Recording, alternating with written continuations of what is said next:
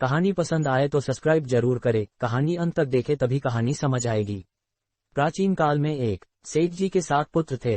7 के विवाह हो चुके थे। सबसे छोटे पुत्र की पत्नी श्रेष्ठ चरित्र की विदुषी और सुशील थी, परंतु उसके भाई नहीं था। एक दिन बड़ी बहू ने घर लीपने को पीली मिट्टी लाने के लिए सभी बहुओं को साथ चलने को कहा तो सभी धलिया और खुरपी लेकर मिट्टी खोदने लगी।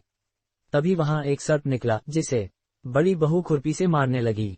ये देखकर छोटी बहू ने उसे रोकते हुए कहा, मत मारो इसे, ये बेचारा निरपराध है। ये सुनकर बड़ी बहू ने उसे नहीं मारा। तब सर्प एक ओर जा बैठा। तब छोटी बहू ने उससे कहा, हम अभी लौट कर आती हैं, तुम यहाँ से जाना मत। ये कहकर वह सबके साथ मिट्टी लेकर घर चली गई और वहां कामकाज में फंसकर सर्प से जो वादा किया था उसे भूल गई। उसे दूसरे दिन वह बात याद आई तो सबको साथ लेकर वहां पहुंची और सर्प को उस स्थान पर बैठा देखकर बोली, सर्प भैया नमस्कार। सर्प ने कहा, तू भैया कह चुकी है इसलिए तुझे छोड़ देता हूँ, नहीं तो झूठी बात कहने के कारण तुझे अभी डस लेता। वह बोली, भैया मुझसे भूल हो गई, उसकी क्षमा मांगती हूँ। तब सर्प बोला, अच्छा तू आज से मेरी बहन हुई और मैं तेरा भाई हुआ, तुझे जो मांगना हो मांग ले। वह बोली, भैया मेरा कोई नहीं है, अच्छा हुआ जो तू मेरा भाई बन गया। कुछ दिन व्यतीत होने पर वह सर्प मनुष्य का रूप रखकर उसके घर आया और बोला कि मेरी बहन को भेज दो। सबने कहा कि इसके तो कोई भाई नहीं था, तो वह बोला, मैं दूर के रिश्ते में इसका भाई हूँ, बचपन में ही बाहर चला गया था। उसके विश्वास दिलाने पर घर के लोगों ने छोटी को उसके साथ भेज दिया। उसने मार्ग में बताया कि मैं वही सर्प हूँ, इसलिए तू डरना नहीं और जहाँ चलने में कठिनाई हो वहां मेरी पूंछ पकड़ लेना। उसने कहे अनुसार ही किया और इस प्रकार वह उसके घर पहुंच गई। वहां के धन ऐश्वर्य को देखकर वह चकित हो गई।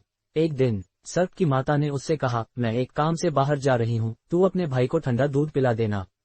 उसे यह बात ध्यान न रही और उससे गर्म दूध पिला दिया, जिसमें उसका मुख बेतरह जल गया। ये देखकर सर्प की माता बहुत क्रोधित हुई, परंतु सर्प के समझाने पर शांत हो गई। तब सर्प ने कहा कि बहन को अब उसके घर भेज देना चाहिए। तब सर्प और उसके पिता ने उसे बहुत सा सोना, चांदी, जवाहरात, वस्त्रभूषण आदि देकर उसके घर पहुंचा दिया। इतना ढेर सारा धन देखकर बड़ी बहू ने ईर्ष्या से कहा, भाई तो बड़ा धनवान है, तुझे तो उससे और भी धन लाना चाहिए। सर्प ने यह वचन सुना तो सब वस्तुएं सोने की लाकर दे दी। ये देखकर बड़ी बहू ने कहा, इन्हें झाड़ने की झाड़ू भी सोने की होनी चाहिए। तब सर्प ने झाड़ू भी सोने की लाकर रख दी। सर्प ने छोटी बहू को हीरा मणियों का एक अद्भुत हार दिया था। उसकी प्रशंसा उस देश की रानी ने भी सुनी और वह राजा से बोली कि सेठ की छोटी बहू का हार यहाँ आना चाहिए। राजा ने मंत्री को हुक्म दिया कि उससे वह हार लेकर शीघ्र उपस्थित हो। मंत्री ने सेठ जी से जाकर कहा कि महारानी जी छोटी बहू का हार पहनेंगी, वह उससे लेकर मुझे दे दो। सेठ जी ने डर के कारण छोटी बहू से हार मंगाकर दे दिया। छोटी बहू को ये बात बहुत बुरी लगी।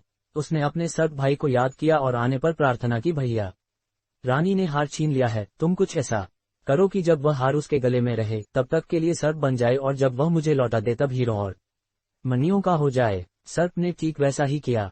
जैसे ही रानी ने हार पहना वैसे ही वह सर्प बन गया।